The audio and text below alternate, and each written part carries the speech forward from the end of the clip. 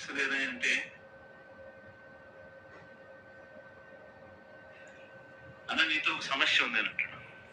ఏం సమస్య లేదంటే అతి నిజాయితీతనం, అతి మంచితనం, ఈ రెండు మనకున్న సమస్యలు. కానీ ఈ అతి నిజాయితీతనం, అతి మంచితనమే రేపొద్దున మళ్ళీ మనల్ని అధికారంలోకి తీసుకొచ్చేటివి కూడా ఇవే. ఎందుకనంటే జగన్ ఇవన్నీ చేయగలిగాడు కదా, చంద్రబాబు నాయుడు దీనికన్నా ఓ 2-3 ఇంతలు ఎక్కువ చెప్తున్నాడు అంతే కదా.